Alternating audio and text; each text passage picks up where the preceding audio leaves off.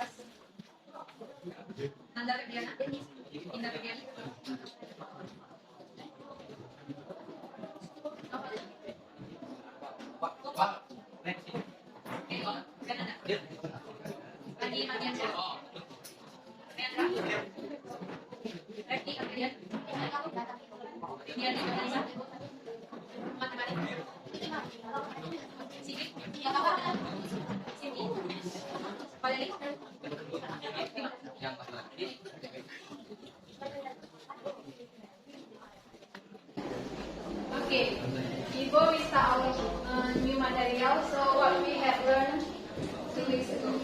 Jadi sebelum kita mulai materi baru, ada yang tahu kita minggu lalu udah belajar apa aja? Personal atau formal? Yes. Yes, what? Yes. Formal. We have learned about formal invitation. All of you have know that? Apakah udah ngerti semua tentang formal invitation? Because we have done about formal invitation. So today we move to the new material.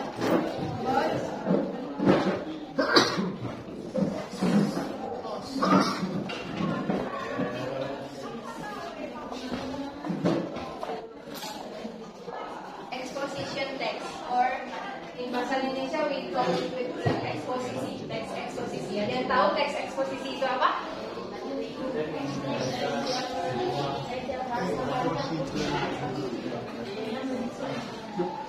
You can search in your phone what is exposition means.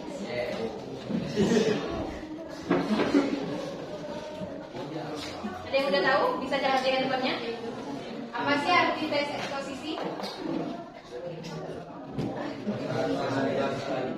Apa?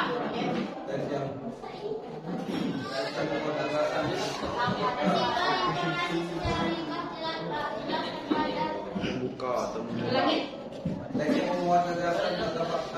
Yes, that's right. Exposition text means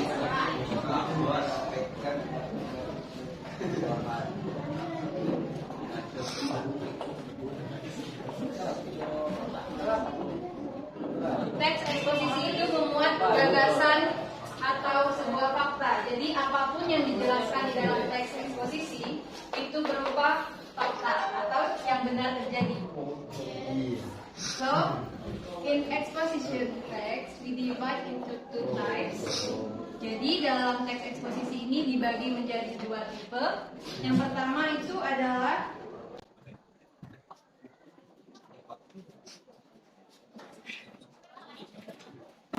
ada analytical dan yang kedua ada hortatory. Ada yang tahu perbedaannya? No? Jadi untuk secara singkat membedakan teks eksposisi antara analytical dan hortatory itu maksudnya jika analytical hasil akhir yang akan kita dapat dari teks tersebut adalah conclusion. What conclusion means? Apa arti conclusion? Apa? Kesimpulan. Ya, kesimpulan. Jadi dari teks yang analytical itu kita akan mendapatkan sebuah kesimpulan dari dalam teks. Sedangkan hortatory, apa yang akan kita dapat di akhir teks hortatory? Suggestion. Apa itu suggestion? Sugesti atau si penulis mengajak kita percaya atau ikut dengan apa yang ia sampaikan. Dari kedua teks eksposisi ini, mereka sama-sama menjelaskan sebuah fakta. Tapi yang membuat mereka berbeda adalah jika analytical, ia menyampaikan sebuah kesimpulan di akhir teks.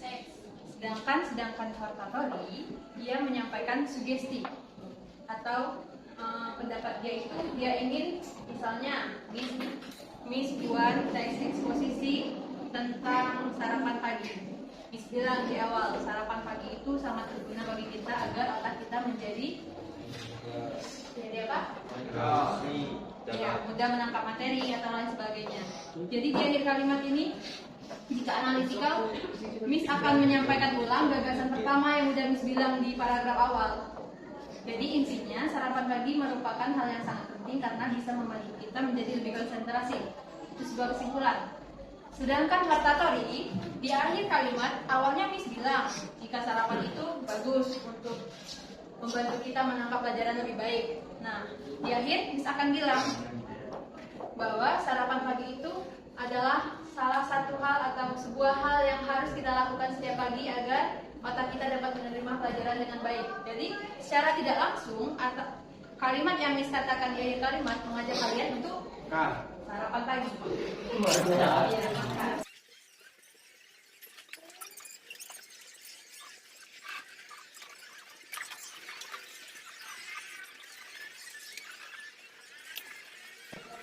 Jadi the first one we talk about exposition text. Kita udah tahu kan teks eksposisi itu teks apa? Teks eksposisi adalah teks yang berisi fakta ataupun informasi yang benar-benar terjadi atau benar-benar nggak ada fiktif di dalam teks tersebut, semuanya fakta. The second one we have talked about the types, tipe. Kita udah belajar tentang tipe yang ada dalam teks eksposisi.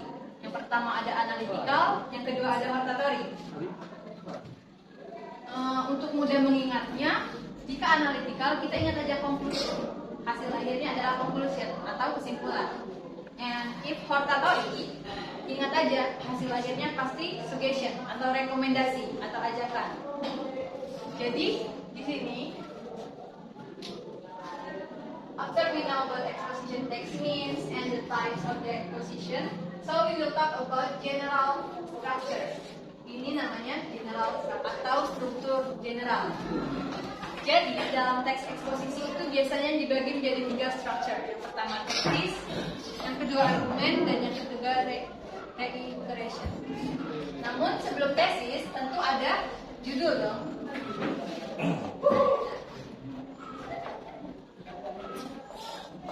Title atau judul. Misalnya teksnya mau membahas tentang apa? Di buku cetak tentang global warming. Ada yang tahu global warming itu apa? Global warming. Global warming itu berarti pemanasan global. Jika teks eksposisinya berupa berjudul global warming, maka yang akan dibahas dalam teks eksposisi tersebut tentang global warming, tentang apa saja yang menyebabkan pemanasan global, apa saja dampak dari pemanasan global, dan lain sebagainya. Jadi ingat saja, jika teks eksposisi itu pasti teksnya fakta dan ilmiah. Contohnya bisa global warming, bisa juga tentang kayak manfaat sarapan, tentang apa lagi, banjir, kayak gitu. Jadi teksnya itu bukan teks karangan, bukan seperti cerpen ataupun cerita yang dikarang-karang, memang benar adanya. Jadi general structure yang pertama itu ada judul, yang kedua ada tesis, itu pendapat yang diutarakan oleh sang penulis. Misalnya kayak tadi kan bilang sarapan merupakan hal yang sangat penting karena dapat membantu otak kita menjadi lebih fokus ketika belajar. Jadi Miss sudah sampaikan nih pendapat Miss, ini untuk yang analitikal ya. Pendapat Miss sudah Miss utarakan, jadi namanya tesis. Ini paragraf pertama. Untuk selanjutnya, Miss harus menguatkan pendapat Miss yang di paragraf pertama agar pembaca itu meyakini apa yang Miss katakan. Jadi Miss memberikan argumen-argumen kayak contoh-contoh yang manfaat yang diberikan ketika sarapan, apa saja yang kita dapatkan ketika kita bersarapan. Jadi, kalau Miss sudah memperkuat pendapat Miss di tesis, langkah selanjutnya yang harus dilakukan yaitu reiteration atau membuat pernyataan ulang. Oke, jika sudah memberikan argumen kita, yang harus kita lakukan selanjutnya dalam membuat analytical exposition adalah memberikan conclusion. Kita nyatakan lagi, sarapan merupakan hal yang sangat baik, yang bagus, yang membantu kita menjadi lebih fokus, yang membuat kita tidak mengantuk dan semangat untuk belajar. Jadi kita pakai kata-kata yang mana menunjukkan bahwa itu sebuah kesimpulan. Jadi intinya sarapan itu sangat baik. Sedangkan untuk hortatory itu kita mengangkat tema yang akan diangkat, isu atau tema yang akan diangkat. Misalnya kita mau mengangkat tentang banjir. Pada bulan segini, tanggal segini terjadi hujan lebat di sini yang mengakibatkan banjir. Itu kita udah angkat tema kan? Isunya apa? Banjir. Banjir nih yang kita angkat sebagai tema. Langkah selanjutnya kita memberi argumen tentang banjir. Misalnya banjir disebabkan oleh bla bla bla. Jadi karena bla bla bla banjir menjadi semakin besar dan membuat kita kesusahan. Jadi apapun argumen yang ingin kita sampaikan harus berkenaan dengan banjir. Ya. Jika kita sudah memberikan argumen kita yang cukup tentang banjir, maka langkah selanjutnya adalah memberi rekomendasi atau saran ditulis. Rekomendasi atau saran yang dimaksud yaitu cara kita mencegah terjadinya banjir. Jadi penulis bisa bilang agar banjir tidak terjadi, maka kita bisa membuang sampah pada tempatnya, jangan membuang sampah sembarangan, membentuk irigasi yang benar. Jadi bedanya hanya sedikit. Jika ini langsung menyampaikan pendapat, sedangkan hortatory mengangkat isu dulu. Langkah kedua sama-sama membuat argumen. Dan yang langkah ketiga yang analitikal memberikan kesimpulan, sedangkan yang hortatory memberikan saran. Oke. Jadi selanjutnya yang akan kita bahas tentang text exposition. Ciri-cirinya. Text exposisi itu pasti berisi pengetahuan yang bersifat fakta, seperti yang sudah dijelaskan sebelumnya. Jadi teks eksposisi itu bukanlah teks yang mengarang atau mengada-ada, tapi bersifat fakta. Yang selanjutnya, teks eksposisi ditulis secara singkat, padat dan jelas. Nah, tidak bertele-tele. Misalnya kalau kita membuat cerpen pasti bertele-tele ya. Ya ada sesuatu banyak kalimat yang memang tidak diperlukan, tapi tetap kita tulis karena untuk memperkaya keindahan teks tersebut. Tapi berbeda dengan teks eksposisi. Dalam menulis teks eksposisi kita harus menuliskan secara singkat, namun jelas. Misalnya banjir terjadi karena apa, penyebab banjir apa saja, apa yang kita bisa lakukan untuk mengatasi banjir. Jadi jelas. Yang ketiga, mengandung jawaban dari 5W 1H. Tahu kan ya Kak? apa, bagaimana, kenapa, ya. Teks eksposisi itu harus menjawab 5W1H ini. Misalnya, apa yang terjadi? Fenomena apa? Banjir. Kenapa? Karena banyak yang buang sampah sembarangan. Terus tuh bagaimana cara menanggulanginya? Dengan demikian, cara tidak buang sampah sembarangan dan membuat irigasi yang baik. Jadi, setiap kita menulis teks eksposisi harus menyertai jawaban dari 5W1H. Dan yang paling utama, teks eksposisi itu tidak memihak siapapun. Jadi, teks eksposisi itu ditulis memang untuk pengetahuan kita, tidak memihak siapapun. Misalnya, kayak contoh yang salahnya itu misalnya ada teks banjir, tapi mereka memihak pemerintah. Pemerintah nggak salah apa-apa, yang salah itu masyarakat karena buang sampah sembarangan. Itu nggak boleh dalam teks eksposisi, karena teks eksposisi itu tidak memihak siapapun. Jadi real, fakta yang ditulis itu benar-benar itu, nggak ada keuntungannya bagi siapapun. Selanjutnya, kaidah kebahasaan yang digunakan dalam teks eksposisi, yang pertama menggunakan simple present tense. Tahu? Simple present itu bisa saja pokoknya yang paling simple yang terjadi di masa sekarang.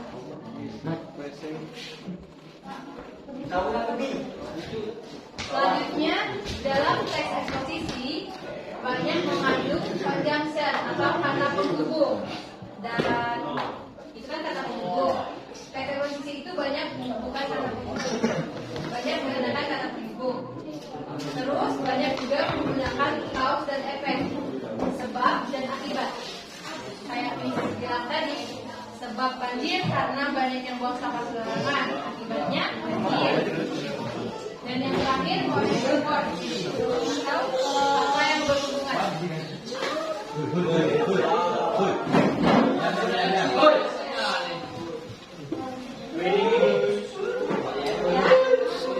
Ada yang mau ditanyakan tentang apa yang kita bahas? Hari ini kita cuma bahas tentang pengertian, definisi, types, macam-macam, general structure, ciri-ciri dan kaidah. Ada yang mau tanya? Jadi teks eksposisi itu apa?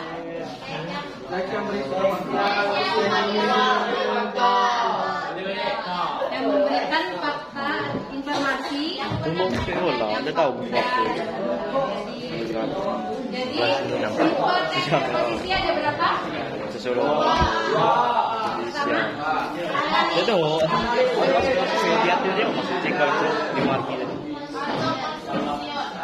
ya, asal conclusion. Analytical berisi kesimpulan. Yang selanjutnya,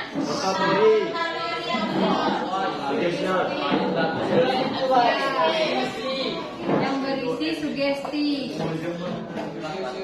General structure-nya ada berapa? Ada 2. Generalnya ada berapa? Ada 2. Itu tipenya kan? Tipenya 2. Ya, apa saja?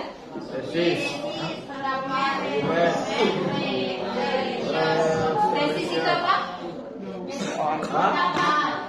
Pendapat. Kalau di analytical berisi pendapat, sedangkan di oratory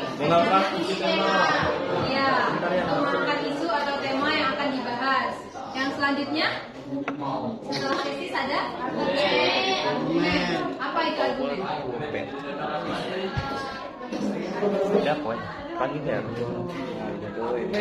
Argumen menyampaikan pendapat untuk memperkuat tesis. Pendapat lagi, tapi untuk memperkuat tesis. Yang terakhir ada apa?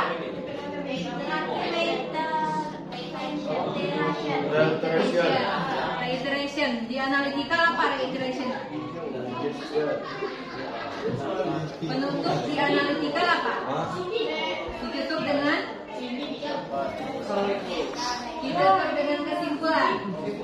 Ya, kalau di tes analytical, teksnya ditutup dengan kesimpulan. Sedangkan di oratory ditutup dengan sugesti. Ya, betul. Ciri-ciri.